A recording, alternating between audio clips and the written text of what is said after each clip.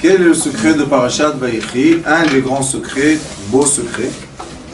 Il est écrit Vayechi Yaakov be'eretz Mitzrayim Sheva Esre Shana. Point. Vayehi Yemei Yaakov Shenei Chayav Sheva Shanim ve'arba'im u'me'at Shana. Qu'est-ce qui s'est passé? Dans chaque endroit dans la Torah où il est écrit Vayehi, c'est langage de tristesse, la chante tsar. Et là on a Vayechi. C'est quoi Vayechi? C'est les mêmes lettres, Vav, Yud, Yud, sauf que le Chet et le Hei ne sont pas les mêmes. Quelle est la différence entre un Chet et un Hei? Le Chet c'est 8, le Hei c'est 5, donc nous avons un 3. Ce 3 là est la clé de comprendre ces deux parties du pasuk. Disent comme ça. Vayechi Yaakov be'eretz Mitzrayim 17 shana. Ça veut dire que Yaakov a vécu 17 ans de plaisir. Le continuation du pasuk, il est écrit Vayehi Yemei Yaakov Shenei Chayav Sheva Shanim ve'arba me'ot shana. Il a vécu en tristesse 147 ans. Alors pourquoi on divise les 17 ans des 147 ans? Il devait écrire Vayi Yemei Yaakov Sheva ve'arba'im u'me'at shana be'eretz Mitzrayim, c'est fini. Pourquoi tu me dis Vayechi Yaakov? Vayechi c'est la joie, d'accord? Chaim, la joie. Et de l'autre côté tu me dis Vayi. Qu'est-ce qu'ils veulent? Il y a un grand secret ici qui s'appelle les 3 premiers attributs de miséricorde. C'est quoi les 3 premiers attributs? C'est Keter, Chochma, Bina. La couronne, la sagesse et l'intelligence. C'est la couronne, le Père et la Mère céleste. Qui font quoi? La couronne, ça s'appelle la lumière qui est toutes les lumières ensemble, sauf qu'on ne voit pas ce qui est féminin, ce qui est masculin. Et après, il y a cette lumière qui se divise en deux. Il y a la lumière paternelle, qui est la lumière qui donne, et il y a la lumière maternelle, qui est la lumière qui reçoit. Ça, c'est au-delà des 7 attributs inférieurs. Quels sont les 7 attributs inférieurs? Chesed, Gvura, Tiferet, Netzach, Od, Yesod, Malchut, qui veut dire l'homme. Les 7 attributs inférieurs, c'est le chiffre est 45, et 45 en hébreu c'est Adam, 45 Adam. Ça veut dire qu'on a l'homme inférieur, qui est l'homme du corps, ce qu'on connaît comme corps. On a les membres qui représentent les lumières, etc. Et on a l'homme supérieur. Quelle est la différence et quels sont les liens entre eux? Le maître, l'homme supérieur, est la lumière qu'on reçoit dans la vie. L'homme inférieur est ce qu'on va faire avec cette lumière. Encore une fois, l'homme supérieur, c'est Vayechi, c'est la vie, je vous donne la vie. La vie descend en bas, dans ce monde, comment? En lumière qui vient vers nous. D'accord? Ce qu'on dit le hasard, ce qu'on dit la chance, ce qu'on dit les choses qu'on ne comprend pas, parce que ça arrive, ça se met en face de notre vie, on a tous notre petit nissionnot tous les jours, on a notre petite épreuve, et les épreuves, c'est pas quelque chose qu'on a demandé. D'accord? Ça s'appelle des lumières directes qui viennent vers nous. Nous, on s'appelle récipient. Ça veut dire qu'on reçoit cette lumière, et maintenant, elle bouge dans notre corps d'après l'état d'esprit qu'on a et les midot qu'on a. Et après, on rejette cette lumière. Elle repart à l'origine. La question est comment elle repart à l'origine. Si la lumière est venue droite comme ça, est-ce qu'elle repart tout droite ou elle repart déformée? Ça dépend. Ça dépend de quoi? Des midot. Comment j'ai vécu mes épreuves. Pas comment j'ai surmonté les épreuves, ça sert à rien d'essayer. Ça sert à rien. Une épreuve, c'est une épreuve. Si on doit avoir un plâtre sur le pied à cause du ski un mois, eh ben on a le plâtre un mois et c'est fini, on n'en parle plus. Mais si on n'arrête pas d'en parler, on peut rester handicapé toute la vie. Parce qu'une fois, on a eu un plâtre à 16 ans au ski. Non. On a le plâtre c'est une partie de la vie et c'est fini l'histoire. Ça, c'est la façon que nous, on voit l'échange des lumières. Mais la plupart des gens, comme ils ne savent pas qu'il y a la différence entre Vayechi et Vayehi, et la plupart des gens sont dans le monde inférieur qui est Vayehi, la chante Tsar, qui sont toujours dans le quoi? Tsar, c'est la tristesse, mélancolique. Hein? Les gens qui n'arrivent pas à voir le positif dans leur vie, ils voient tout le temps ce qui est mal, ils ont raison. Pourquoi ils ont raison? Parce que ça s'appelle le monde inférieur. Et le monde inférieur est un monde d'action. Et dans l'action, qu'est-ce qu'on fait? On a des échanges de force. Les gens qui ont des échanges de force, on ne peut pas leur dire pourquoi tu fais des efforts. Parce qu'ils sont dans un monde qui leur demande ou qui leur oblige de faire des efforts. Yaakov Avinu, quand il vient chez Pharaon la première fois, Pharaon lui dit, quel âge tu as? Il lui dit 130 années mauvaises. Comment Yaakov Avinu peut dire le mot mauvais? Les sages, le Ari Akadosh explique, c'est quoi 130 ans mauvaises? C'est 130 ans de souffrance. Pourquoi Yaakov Avinu a souffert tellement 130 ans? Qu'est-ce qui se passe? Qu'est-ce qu'il y a de mal de Yaakov Avinu? Qu'il doit souffrir. C'est quoi? C'est Chas v'Shalom, le sort de sa vie? Non. Les sages disent, comme le premier homme a quitté sa femme 130 ans, et il a fait ce qu'il a fait avec ses imaginations, Yaakov Avinu était l'image du premier homme. Donc le premier homme qui est céleste a envoyé sur Yaakov Avinu des lumières terrestres pour que Yaakov Avinu reflète tout ce qui est passé avec le premier homme, les 130 ans qui quittait sa femme. Mais après, Yaakov Avinu descend en Égypte. Et Akadosh Baruch Hu lui dit, t'inquiète pas, je descends avec toi. Pourquoi Akadosh Baruch Hu doit descendre avec Yaakov Avinu? Qu'est-ce qu'il y a en Égypte qui doit chercher là-bas? La Shrina, elle ne sort pas d'Eretz Israël. Sauf avec les tzadikim. Quand un tzadik va quelque part, la Shrina, elle l'accompagne. Et c'est pour ça qu'en Chutz La'aretz, dans l'exil, on a les synagogues, Bate Midrash, il y a la Shrina, mais elle est en groupe. Yaakov Avinu, il est descendu en Égypte, la Shrina est descendue avec lui, et il est descendu après 130 ans de souffrance. Et maintenant, il rencontre Yosef. Et quand il rencontre Yosef, il pleure, et Yaakov comprend que toute sa vie était valable. Pourquoi? Pour ces 17 dernières années. Qu'est-ce qu'il y avait les 17 dernières années? Yaakov Avinu était très heureux, très content. Il a vu 600 000 enfants et petits-enfants et arrière-petits-enfants. Il a vu son peuple grandir, Baruch Hashem Le'anara. Il a vu son fils roi. Il a vu qu'à la fin, Baruch Hashem, tout le mal était pour le bien. Et c'est pour ça que la Torah, elle commence et nous dit Vayechi Yaakov. C'est une étude pour nous tous. C'est quoi Vayechi Yaakov? Vive. Comment on vit? Et maintenant, je vais vous étonner. La différence des lettres est Chet et Hei. Vav Yud, Chet, Yud. L'autre c'est Vav Yud, Hei, Yud. Mais les sages nous enseignent, quand on étudie la sagesse des lettres, qui est le Hei représente la tchouva. On peut rectifier nos fautes. Comment? On tombe. Vous savez, le Hei c'est comme ça.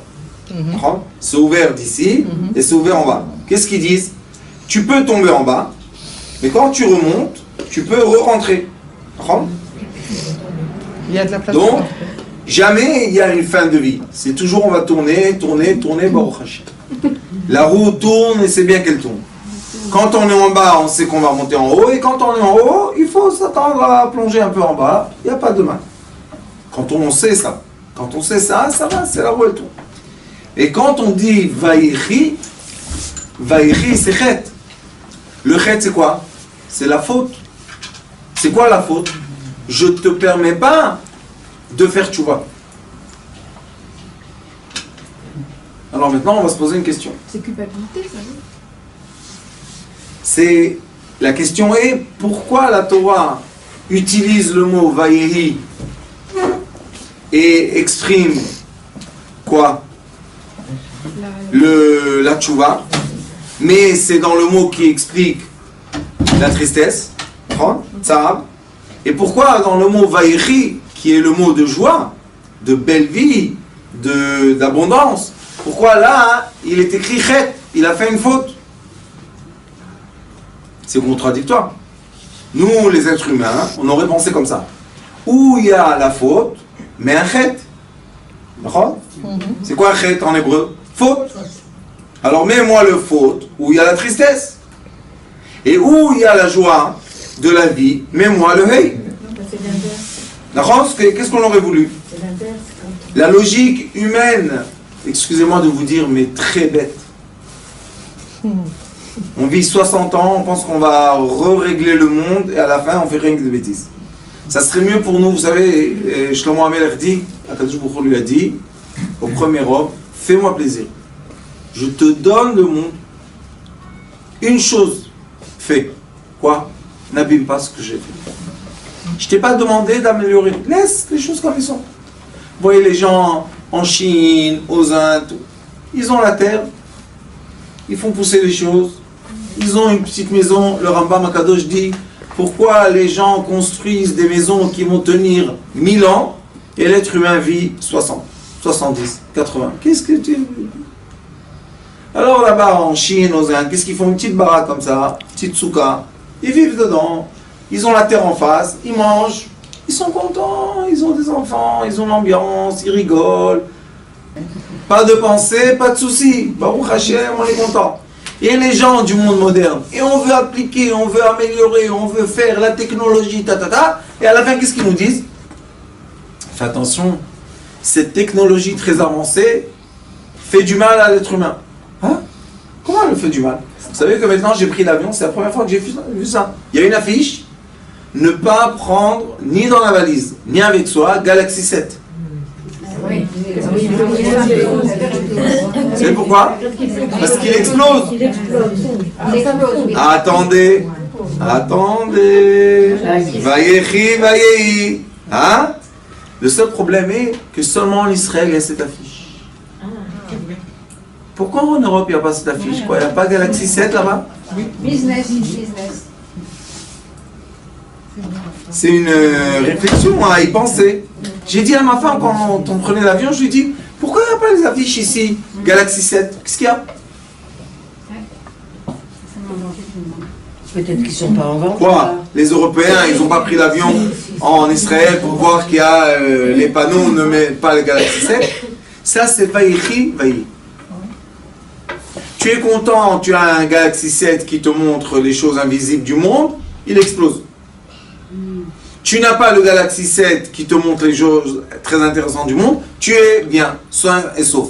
Alors c'est le bien avec le mal et le mal avec le bien. L'équilibre de la vie et les moments très agréables qu'on va vivre sont obligatoirement équilibrés par des fautes. Pour faire quoi? Pour ne pas exploser de bonheur et de lumière. Nous sommes encore dans le corps terrestre. Et la faute est dans la pensée. Parce que après qu'on a fait quelque chose, le corps, ça y est, il a fait, c'est fini. Même si on a mangé quelque chose d'interdit. On a digéré, c'est parti. Mais la faute, elle est où? Dans la mémoire de la mauvaise chose. D'accord? Maintenant, on dit, Vayehi, tu es dans la tristesse, mélancolique, tu t'es dit, je vaux rien, qu'est-ce que je vais faire? Le hey. Le hey te dit, ma piton, pourquoi tu es triste? Ma piton, grimpe en haut, et il y a l'ouverture pour entrer dans le bonheur. Je rentre dans le bonheur où je vais, Vayechi. Je rentre dans le Vayechi, qu'est-ce qui se passe? J'ai la faute. Je retombe en bas, j'ai le bonheur. Il faut savoir que ce monde présent dans lequel on vit, c'est le monde de l'équilibre. C'est pour ça que la Torah commence la première fois où c'est écrit lumière. Il est écrit Vayar Elohim et Taor Kitov. Dieu a vu que la lumière c'est le bien. Vayavdel Elohim ben haor ou ben hachoshech. Il a séparé le monde de la lumière du monde de l'obscurité. Mais après, qu'est-ce qu'il dit à la fin du premier jour? Vayerev, vayboker, yom echad. Qu'est-ce que c'est ça? Moi j'aurais attendu qu'ils me disent Vayerev, un jour, vayboker, un autre, et sépare les choses. Akadosh Baruch Hu, non. Il dit non. Au contraire, sache que tout est une chose. Le bien dans le mal et le mal dans le bien. C'est une vie. Mais comment on a les forces de surmonter cette différence qui est des fois un peu perturbante? On dit quoi? Je suis dans le bien, pourquoi je dois avoir une faute? Je suis dans la faute, pourquoi j'ai l'envie de bien? Qu'est-ce que c'est ça? C'est bizarre. Yin-yang, c'est dans tout noir il y a blanc, dans tout blanc il y a noir. C'est le nom d'Akadosh Baruch Hu. Au-dessus d'Oté, Au-devant-Oté. 4 lettres du nom, 4 forces yin-yang, Vayechi, Vayehi, 4 lettres, 4 lettres. On voit que il y a le changement. Alors c'est quoi le nom à la fin? Vayerev, Vayboker, Yom Echad. Echad en hébreu c'est 13. 13 c'est amour. Comment on peut vivre les deux forces contradictoires? Yaakov aimait son fils Yosef. Quand il s'est concentré sur l'amour qu'il a de son fils, maintenant, le mal et le bien sont la même chose. Ils sont en équilibre pour lui. Pourquoi? Vayechi, Vayehi. Vayechi, 17 ans. Vayehi, 147 ans. Il a emmené tout l'amour de 147 ans dans les dernières 17 ans. Alors on voit que Yaakov Avinu, avec l'amour qu'il a eu de son fils, la vie 147 ans et les 17 ans se sont égalisés. C'est pour ça que quand on bénit quelqu'un dans le psaume de Mizmor Shir Yom HaShabbat, quand on bénit quelqu'un, on lui dit Od yenuvun beseva, beshenim verananim yu. Dans leur vieillesse, qu'ils aient le plaisir. Parce que quand on est jeune, on se bat, c'est la vie. C'est quoi la vieillesse? Et quand on est vieux, on veut avoir la récompense de notre vie. On veut avoir maintenant les fruits de notre effort qu'on a fait. C'est très très bien. Mais la vieillesse en hébreu, ça s'appelle chokhma. La chokhma, ma c'est zaken. Zaken, c'est ze kana chokhma. C'est celui qui a acheté quoi? La sagesse. Maintenant, on peut comprendre pourquoi la vie, c'est s'éloigner, se rapprocher. Quand on est trop proche, qu'est-ce qu'on dit? Ah, j'étouffe. Il n'y a pas de problème. Tu étouffes, vas-y, va. Chut. Tu t'éloignes, qu'est-ce que tu dis? Oh, je suis tout seul, je veux être avec elle. Eh ben, retourne, c'est très très bien. Ça, c'est une des règles de la vie de quoi? De savoir vivre les rapprochements et les éloignements. Quand on dit quand on bénit quelqu'un que dans sa vieillesse, il est l'apaisement, la joie, c'est pour ça. Pourquoi? Parce que la vieillesse en hébreu, c'est la chokhma. La chokhma est dans les 3 attributs célestes. C'est dans le vayechi, entre le chet et le he, on a 5 et 8, il y a 3. La différence est dans les 3. Qu'est-ce qu'elle fait la sagesse? La chokhma est entre la couronne et la fin céleste. On a couronne, chokhma, bina. Donc la chokhma, qu'est-ce qu'elle fait? Elle reçoit de la couronne pour donner à la fin. L'homme, qu'est-ce qu'il a? Il reçoit l'envie céleste et après il donne à la fin. Donc on doit être toute notre vie des intermédiaires. On a des moments dans la vie qu'on est quoi? Récepteur. Récepteur, c'est quoi? Féminin ou masculin? Féminin. Féminin. Le nom Amélimel Hakadosh, il dit que le vrai tzaddik, c'est féminin et masculin. Pourquoi? Parce qu'il a compris par la sagesse que des fois on doit recevoir de la couronne et des fois on doit donner à la fin. Quand je donne, je suis masculin ou féminin? Masculin. Masculin. Et quand je reçois? Féminin. Comment un homme il est masculin et féminin? On était créé comme ça. On était créé comme ça, masculin féminin. Si on est créé comme ça, pourquoi on n'utilise pas ça? Parce qu'on est orgueilleux. On est quoi? Orgueilleux. Orgueilleux. Non, pas On nous. le sait pas. Ouais, non, pas nous, non. Pas nous, pas nous, pas nous. Alors, on doit savoir, les femmes, elles sont quoi? Quand elles reçoivent du mari, elles sont féminines. Féminin. Quand elles donnent aux enfants, Masculin. on est les deux. C'est pour ça que la fin de la Mishnah Zraïm, elle dit, les sages ont essayé de comprendre, c'est quoi l'androgène? C'est un être masculin, féminin. Et ils ont dit, on ne sait pas qu'est-ce qu'on doit faire avec cet être. Pourquoi? Il est au-delà de nous. Ils ont raison. C'est quoi au-delà de nous?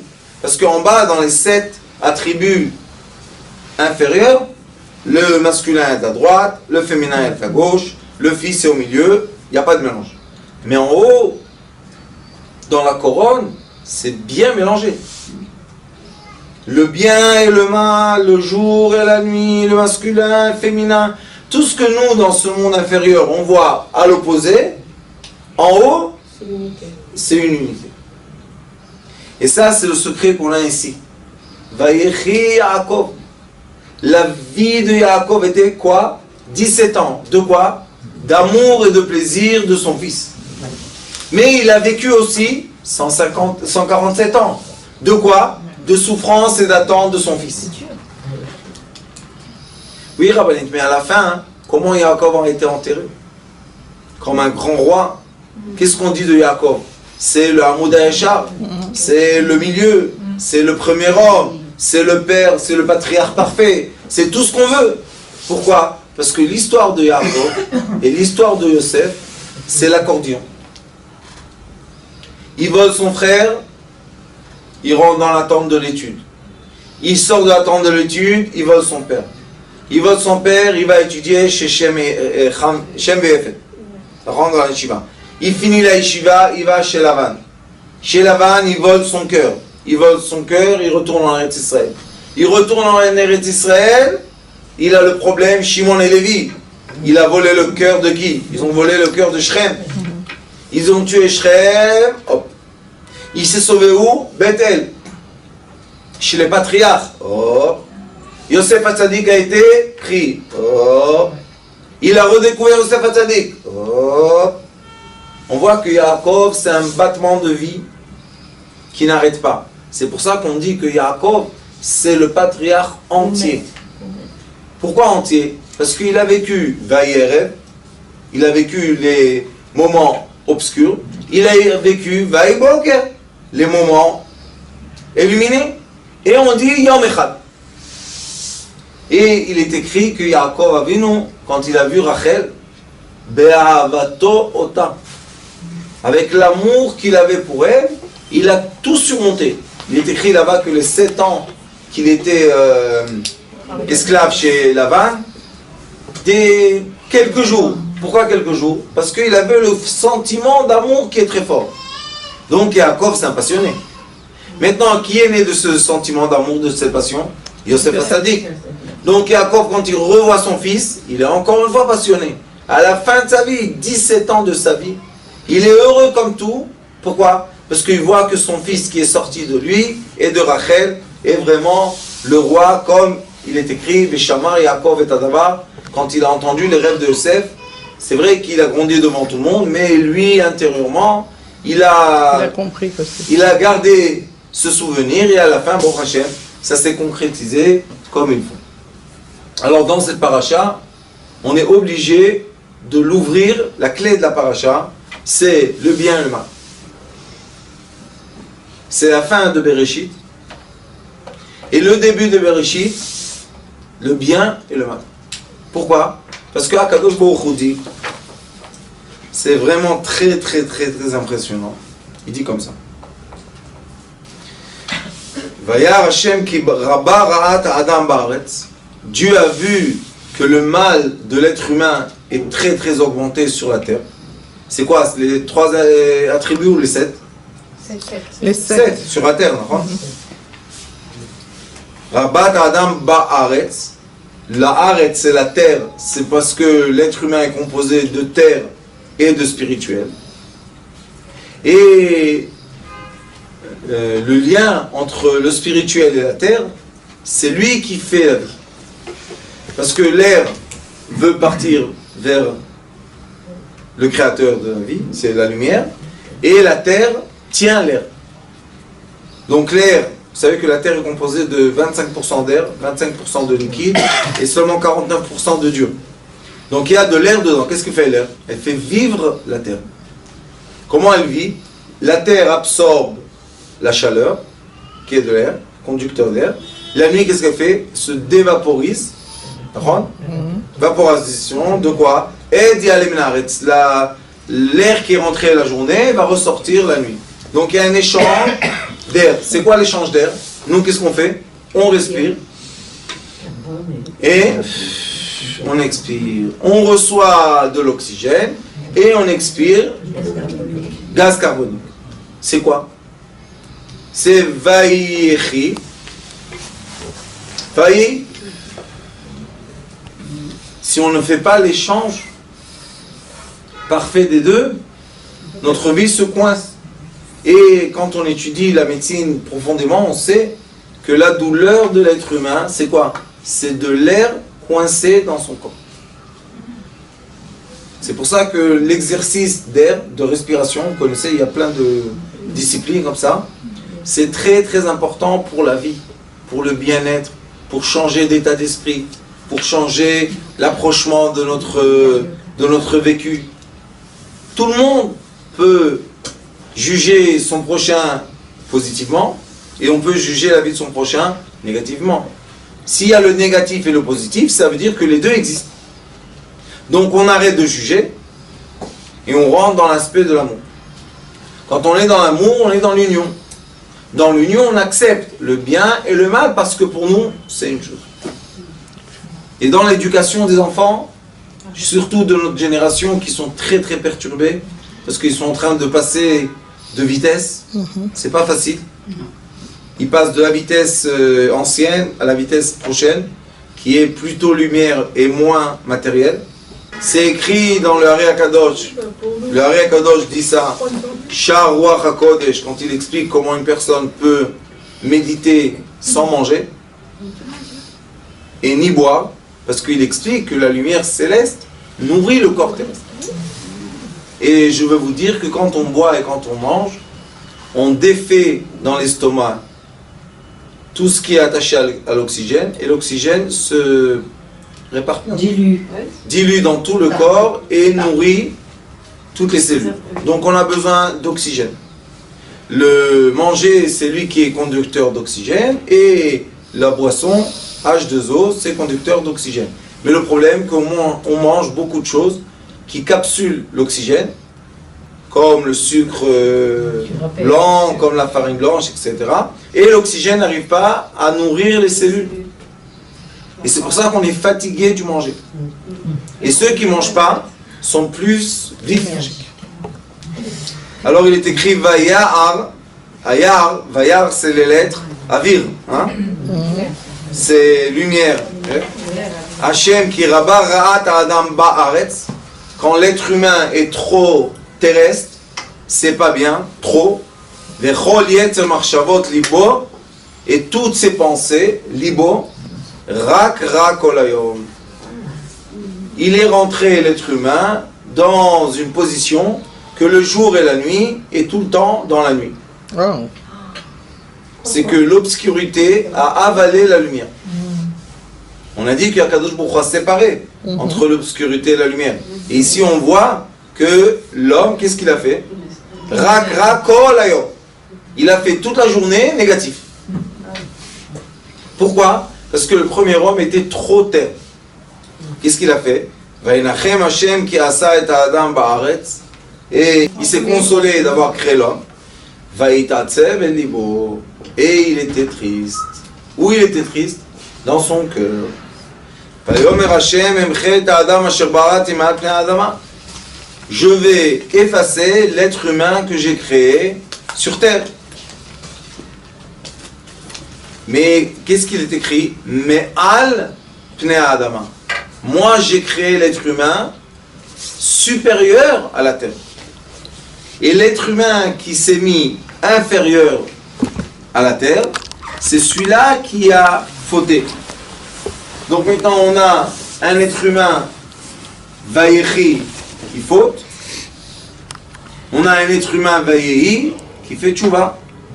On voit que dans la création du monde, on a eu cet échange entre la faute et la vie, la tchouva et la mort. Il dit ici, Mi adam ad bema ad remes kol ve'ad of hashamayim ki nichamti kastim ve'noach matzachen b'nei Hashem. Encore une fois, on a deux psukim. Un pasuk qui dit que tous les êtres sont mauvais, et un pasuk après il dit Noach, non, moi Noach il est gentil. C'est quoi chen? La sagesse, chokhma, bina. Il a dit, quand l'être humain monte aux trois attributs supérieurs, et il comprend l'échange qu'il y a entre la couronne, la sagesse et l'intelligence, entre la couronne, le père et la mère, que ça, c'est global sur l'univers entier.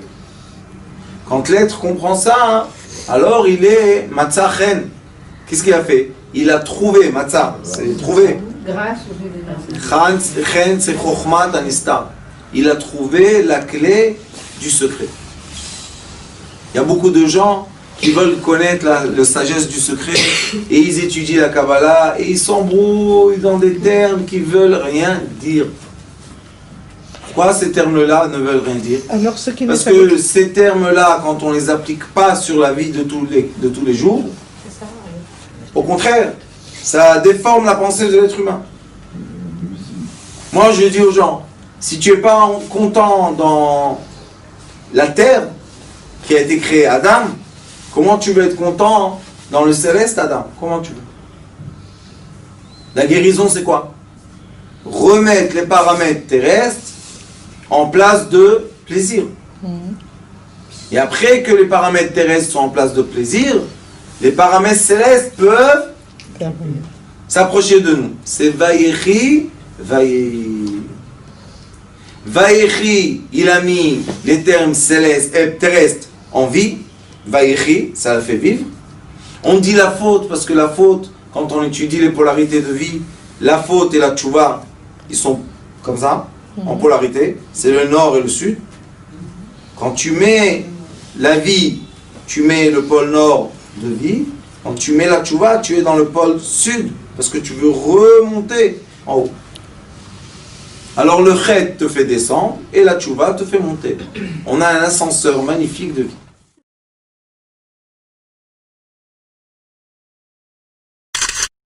Notre rôle maintenant, c'est détecter notre lumière, et en profiter au maximum.